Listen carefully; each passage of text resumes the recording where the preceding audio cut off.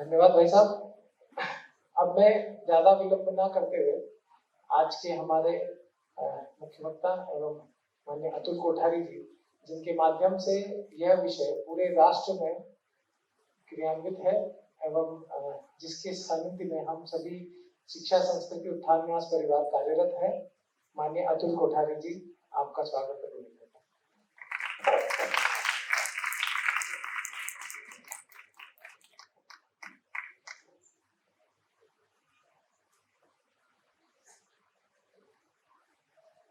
आप सब काफी समय से बैठे हैं,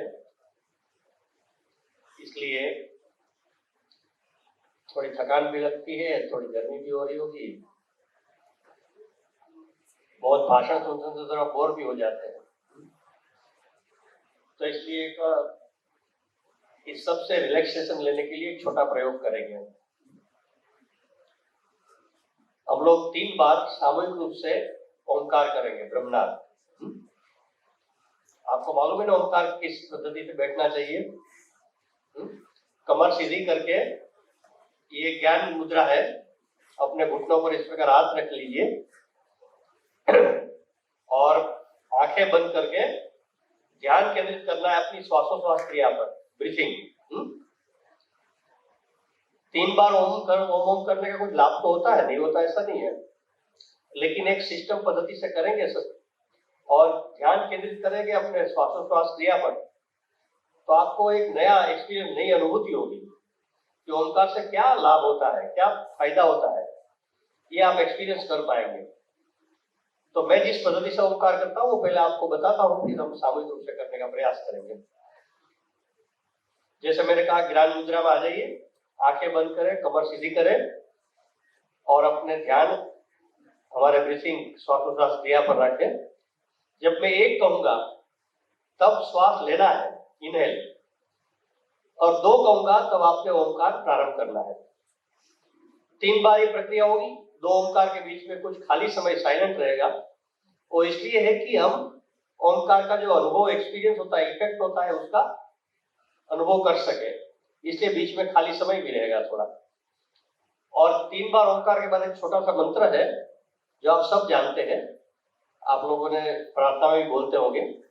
उसी मंत्र को मेरे पीछे दोहराइएगा, रिपीट करिएगा, और अंत में ओम शांति शांति के बाद भी आंखें बंद करके थोड़ी देर शांति से बैठिए, तुरंत आंख नहीं खोलना है।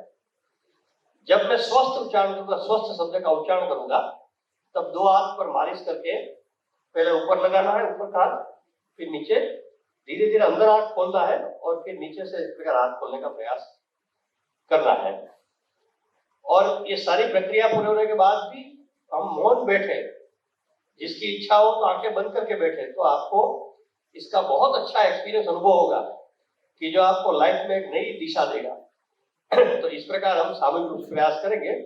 ये सभी के लिए कंपल्सरी, अनिवार्य नहीं है, जो करना चाहे वो कर सकते हैं, जो नहीं करना चाहे तो अपने स्थान पर आंखें बंद करके बैठ सकते हैं। सावधान।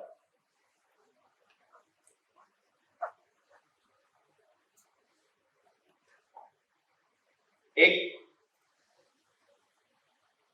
2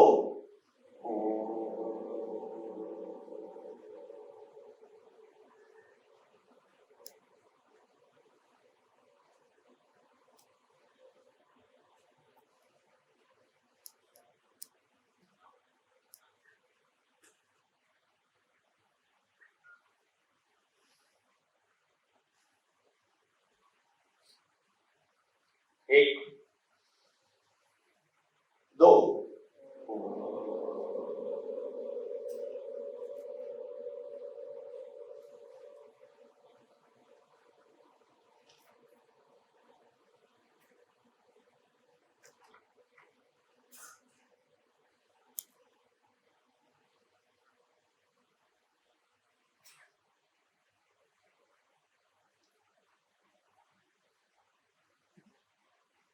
1 2 1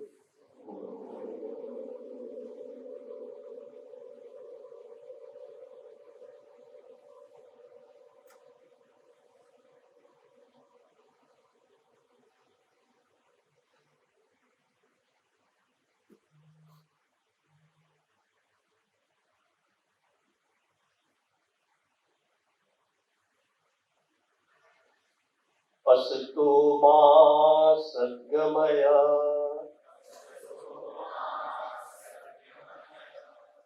तमसो मा ज्योतिर्गमय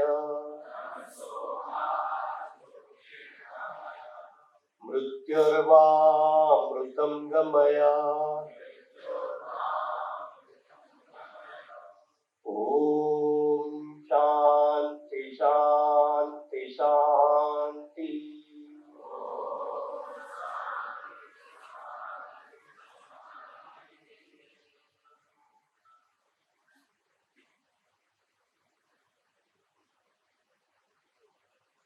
स्वस्थ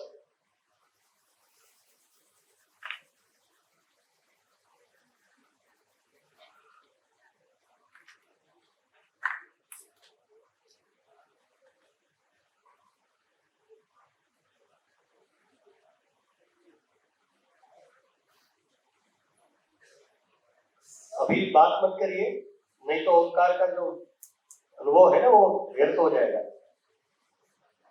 आप में से कोई दो, एक छात्र और एक छात्रा, एक एक दो दो वाक्य में एक्सपीरियंस शेयर कर सकते हैं कि अनुभव कैसा रहा ओंकार का, और जो हाथ ऊपर करे वो बोल सकते हैं। पहले हाथ ऊपर करेंगे वो पहले बोलेंगे। हाँ बताइए।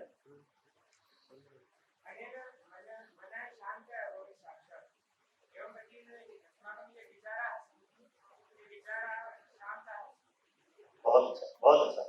मन शांत हो गया और विचार भी शांत हो गए, स्थगित हो गए। बहुत अच्छा।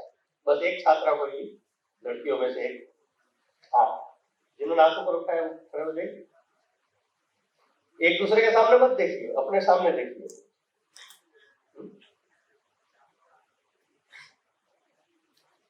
लड़कियों को तो आगे जाना है ना। अभी जो अपना एशियाड चल रहा है उसमें भी लड़कियों ने बहुत मेडल प्राप्त किए हैं। जल्दी फटाफट।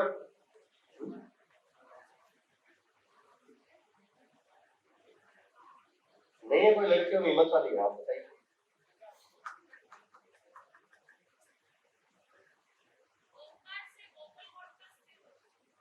बहुत अच्छा। और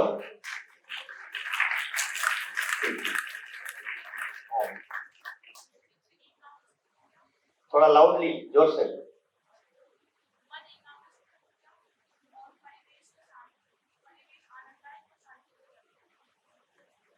बहुत अच्छा, मन एकाग्र हो गया।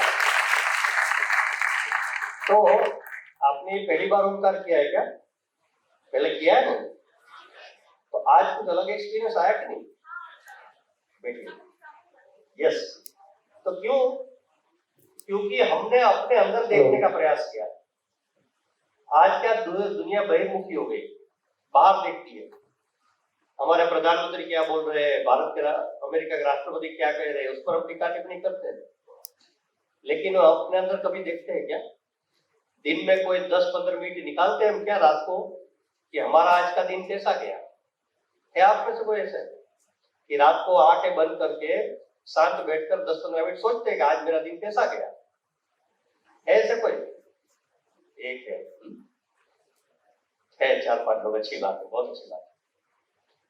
तो अंतर्मुखी होना चाहिए, बाहर नहीं देखना चाहिए। और जो सबसे बड़ी अच्छी बात कही, जो अंत में जिस छात्रा ने बात कही कि मन एकाग्र हो गया,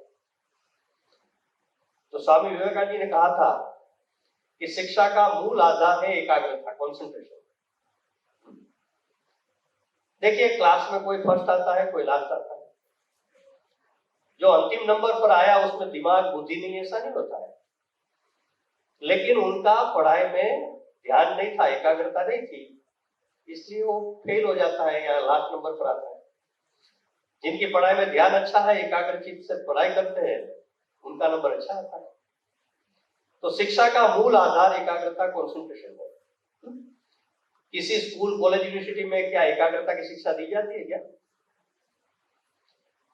तो बच्चे को एकाग्रता की शिक्षा मिल गई तो उनको डॉक्टर बनना है, साइंटिस्ट बनना है, चार्टर्ड अकाउंटेंट बनना है, वो सब अपने आप कर लेंगे सब। तो ये शिक्षा का बेस है एजुकेशन का, कि जब तक मन एकाग्र नहीं होगा तब तक हमारी पढ़ाई ठीक से होती नहीं, याद भी नहीं रहता है ठीक से। तो ये प्रयोग इसलिए मैंने कराया कि आप अपने क्लासरूम में भी कर सकते हैं, आप अपने घर भी स्टडी करने के लिए, पढ़ाई करने के लिए, होमवर्क करने के लिए बैठे तब भी कर सकते हैं। लोग मिलकर करते हैं तो और अच्छा लगता है। हम सब ने मिलकर किया तो कितना अच्छी ध्वनि आ रही थी कि ओमकार पूरा होने के बाद भी ओमकार की ध्वनि सुनाई दे रही थी। ठीक है ना, आपने अनुभव किया होगा। तो परिवार में साथ बैठकर भी कर सकते हैं। और जिस जिस स्कूल कॉलेज में इसका एक्सपेरिमेंट किया गया है, एक्सपीरियंस किया गया है, वहां अद्भुत परिणाम है। वो जो सारे आचार्य बैठे हैं आगे, वो कहते हैं, ऐसे हजारों आचार्यों का अनुभव है मेरे पास, कि हमारे क्लास का एटमॉस्फेयर, वातावरण बदल जाता है एकदम। क्यों?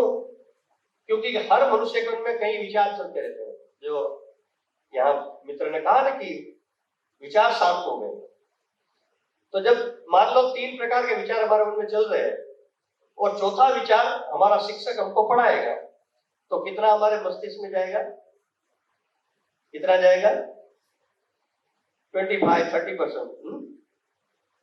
और जब विचार स्थगित हो गए, सारे विचार समाप्त हो गए, हमारे मन में कोई विचार नहीं है, और फिर हमारा शिक्षक पढ़ाएगा तो कितना हमारे मस्तिष्क में जाएगा? तो Omkar is a scientific process, ये एक वैज्ञानिक प्रक्रिया है। इसलिए जिसको एकाग्रता चाहिए, कॉन्सेंट्रेशन चाहिए, वो करे। इसलिए मैं कहता हूँ जिसको करना है करे, नहीं करना है ना करे। जिनको एकाग्रता चाहिए वो करे, ना चाहिए वो ना करे। तो आप इसका एक्सपेरिमेंट, प्रयोग अपने घर में, परिवार में, स्कूल में, क्लास में कर सकते हैं। तो आपको अच्छा लगा, विचार करिएगा। तो आज के कार्यक्रम के सभी सम्माननीय विशेष अतिथिगण मंच पर विराजमान है।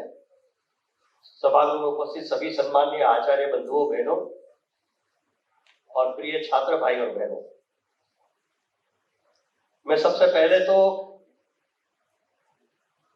अग्रवाल समाज का जो ये बड़ा संस्थान है देश का, इन्होंने एक सुंदर आयोजन किया। इसके लिए मैं शिक्षा संस्था न्यास और आप सभी की ओर से बहुत बहुत धन्यवाद और अभिनंदन देता हूं।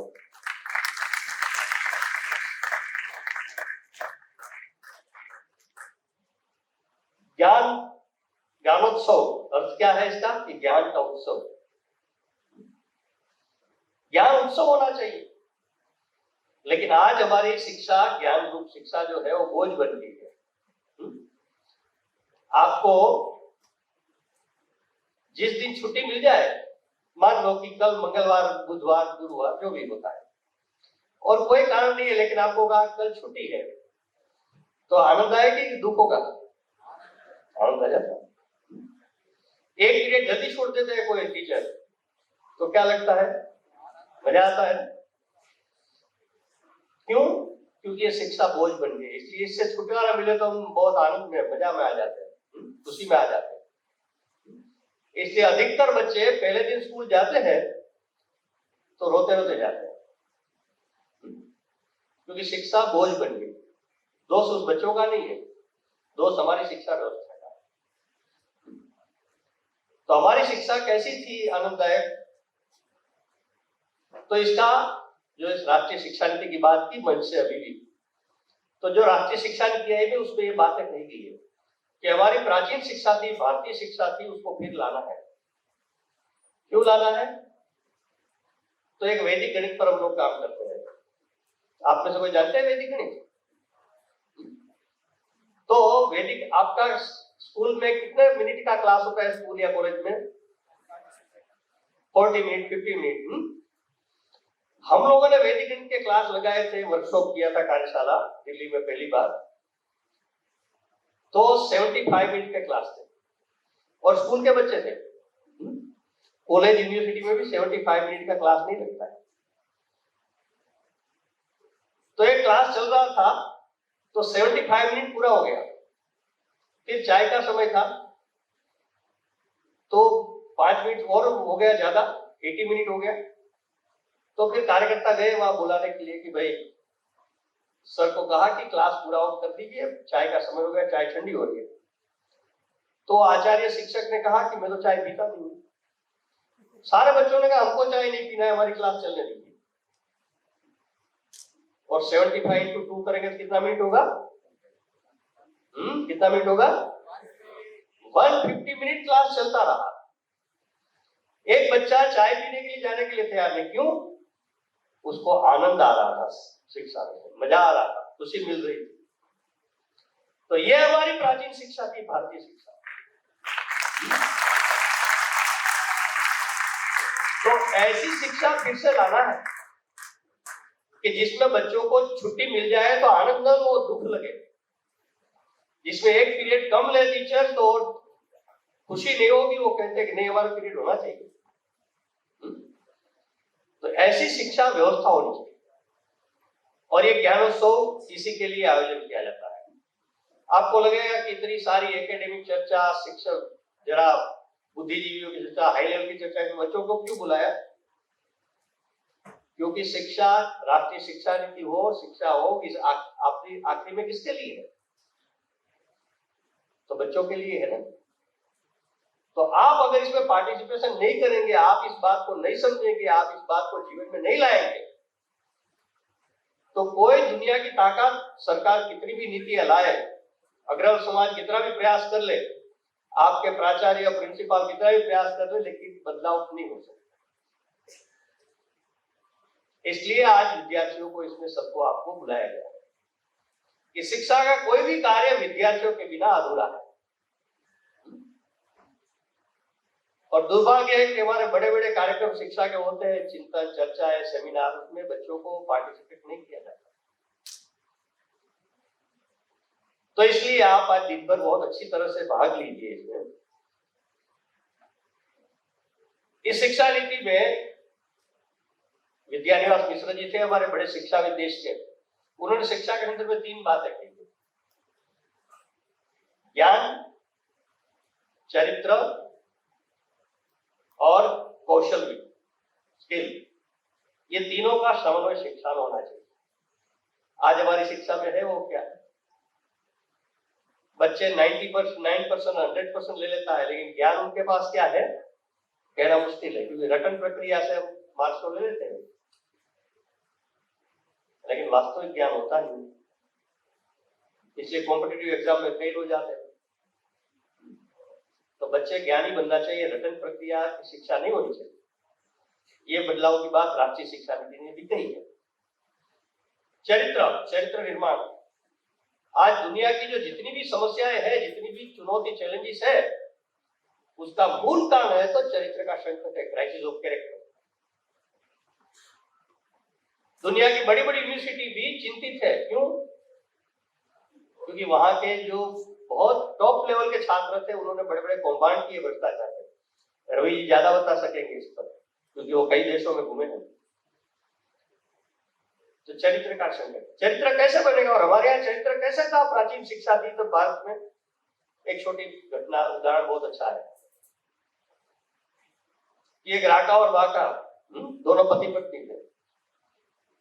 तो एक गांव से दूसरे गांव जाते थे, तो अगर पहले तो चलकर चले जाते थे, 5-10 किलोमीटर आराम से चलकर जाते थे लोग। तब तो ये बस गाड़ियां थी नहीं, तो जा रहे थे। तो पति आगे चल रहा था, पत्नी पीछे चल रही थी। तो पति ने देखा कि रास्ते पर कुछ सोने का गहना पड़ा है, गोल्ड का कोई गहना पड़ा है। तो उन्होंने जल्दी जल्दी मिट्टी डाल दी उस पर पैर से, क्योंकि उनको लगा कि पत्नी महिला है, कहीं लालच हो जाए। तो पत्नी ने देखा, क्या किया वो नहीं देखा, लेकिन थोड़ा पीछे थी, तो क्या किया तुमने? उसने पति को पूछा। तो उस समय आज तो पति अच्छी बात के लिए झूठ बोल देता, नहीं वो तो कुछ गंदी चीज थी इसलिए उस पर मिट्टी डालता, ऐसे बोल देता। लेकिन उस जमाने में ऐसी कल्पना नहीं थी झूठ बोलने की। तो सही बात बता दी कि वे सोने का गहना पड़ा था, मुझे लगा कि तुमको वही लालच आ जाएगी, इसलिए मैंने मिट्टी डाल दी उस पर। तो पत्नी ने जो उत्तर दिया बहुत सुंदर है। पत्नी ने कहा, पति को, तू गजब का आदमी है, तू गजब का आदमी है, मिट्टी पर मिट्टी डाल रहे हो। तो हमारे यहाँ कहावत थी ना, पराया धन मिट्टी समाए। वो ऐसे ही कहावत नहीं है, जीवन में लोग इसी प्रकार जीते थे, तब उससे कहावत है। क्या कहा? तू तो गजब का आदमी, मिट्टी पर मिट्टी डाल रहे हो। लेकिन आज की शिक्षा का क्या परिणाम है? आज के बच्चे तो कई बार गांव देखे नहीं होते ना बच्चों ने, तो छुट्टियों में गांव में गए, खेत में चले गए, देखा वो बैल घूम रहा है कुएं के आसपास और पानी निकल रहा है पोस्ट से, कुएं से। तो देखा, बहुत अच्छा लगा, ये तो नया प्रयोग है। तो फिर थोड़े दूर किसान काम कर रहा था खेती का, उनके पास गए कि आपका प्रयोग बहुत अच्छा हमको लगा, लेकिन वो बैल घूमना बंद कर देंगे तो आपको कैसे मालूम होगा, आप तो दूर काम कर रहे खड़े खड़े। तो कि बैल के गले में घंटी बांधी है ना, वो आज बंद हो जाएगा तो मुझे मालूम हो जाएगा भाई थक गया है, भूख लगी है, पानी चाहिए, तो मैं जाऊंगा और देऊंगा, थोड़ी देर आराम करके फिर काम शुरू करेगा। लेकिन आज के बच्चे बहुत लॉजिक लगाते हैं, तर्क बहुत लगाते हैं। तर्क का कोई उत्तर नहीं होता है। तर्क कैसा होता है, एक बच्चे ने पिताजी कहा कि पिताजी गाड़ी लेनी चाहिए, तो पिताजी पुराने जमाने के विचार होंगे, तो उन्होंने कहा बेटा भगवान ने 2 पैर किसी दिए हैं। उनका अर्थ कहने का क्या था समझ में आ गया होगा, लेकिन बेटा तर्क लगाता था, लॉजिक वाला था, तो क्या कहा, एक एक्सीलेटर को दबाने के लिए और एक ब्रेक दबाने के लिए। तो पिताजी ने सर पर हाथ मारा। तो लॉजिक तो कहाँ, तर्क कुतर्क तक कहाँ पहुंच जाता है मालूम नहीं होता है। तो बच्चों ने तर्क लगाया कि वो बैल है, खड़ा रहकर ऐसे गर्दन हिलाता रहेगा और घंटी बजती रहेगी, आपको कैसे मालूम होगा। तो किसान ने मजेदार उत्तर दिया कि हमारा बैल है ना, आज की कॉलेज और यूनिवर्सिटी में पढ़ा लिखा नहीं है।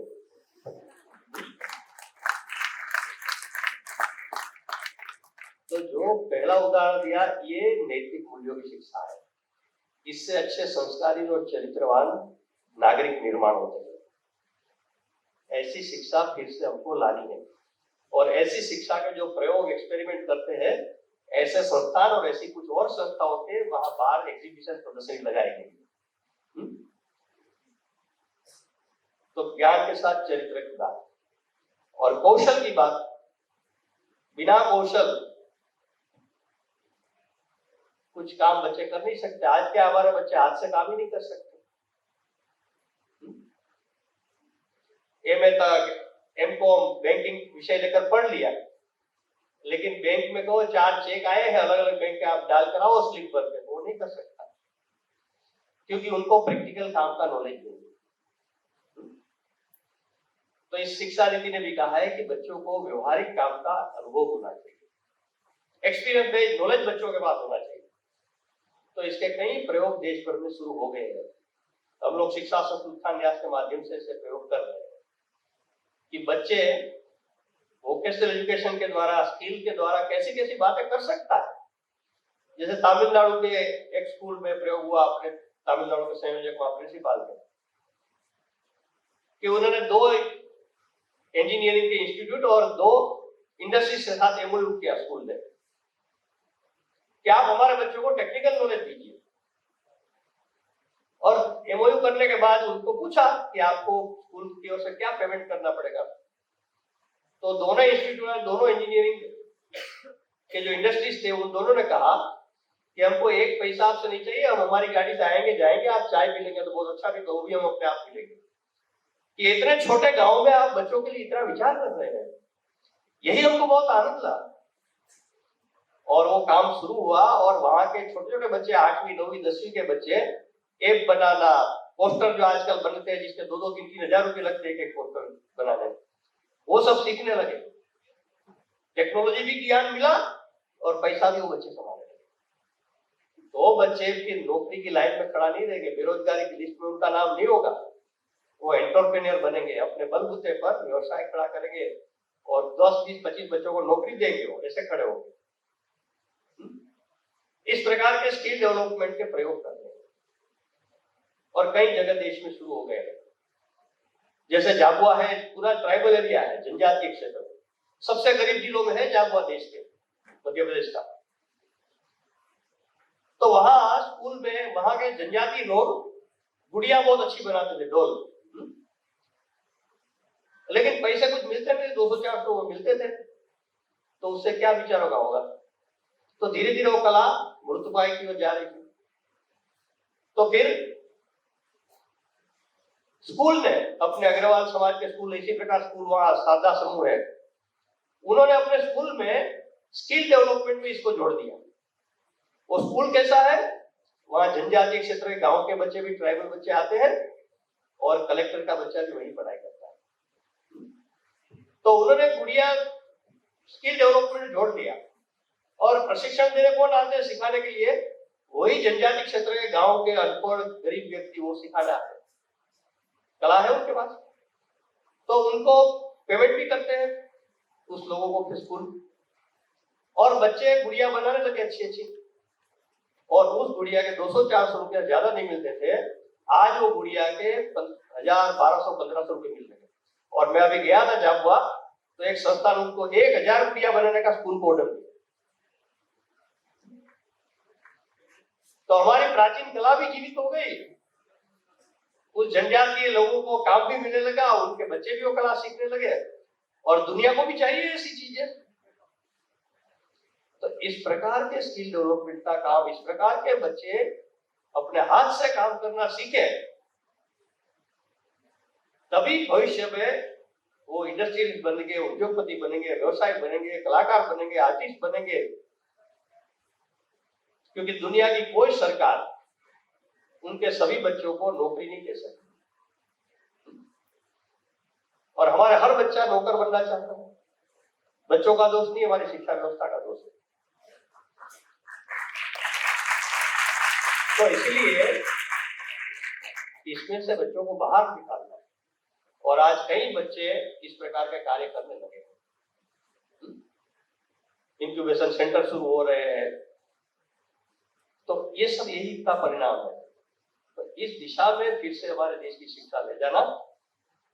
आज क्या है कि हम दुनिया भर से कटोरा लेकर घूम रहे हैं, कुछ अमेरिका से लाते किताबें, कुछ ऑस्ट्रेलिया से लाएंगे, कुछ इंग्लैंड से लाएंगे। हमने दुनिया को बहुत कुछ दिया है, जीरो किसने दिया दुनिया को? डेसिमल सिस्टम, दशमलव पद्धति 1 से 10 तक दुनिया को किसने दिया? आइंस्टाइन ने कहा था कि अगर ये गिनती हमको सिखाई नहीं होती, डेसिमल सिस्टम, दशमलव पद्धति देकर भारत के लोगों ने, भारत के ऋषि मुनियों ने, तो आज दुनिया में साइंस टेक्नोलॉजी में जिसका रिसर्च हो रहा है वो कुछ भी नहीं हो सकता है। तो भूतकाल में तो बहुत कुछ हमने दुनिया को दिया, लेकिन वर्तमान और भविष्य में क्या है? आज तो हम कटोरा लेकर दुनिया में घूम रहे हैं, इसलिए हमारे बच्चे विदेश जाने की होड़ लगी हुई है। तो दुनिया को भविष्य में बहुत कुछ हम दे सके, ऐसी क्षमता हमारे में है। वो हमारा प्राचीन ज्ञान को आधार बनाकर आधुनिक आवश्यकताओं को, चाहे टेक्नोलॉजी का क्षेत्र हो, चाहे स्किल का क्षेत्र हो, चाहे कला का क्षेत्र हो, अनेक क्षेत्र ऐसे।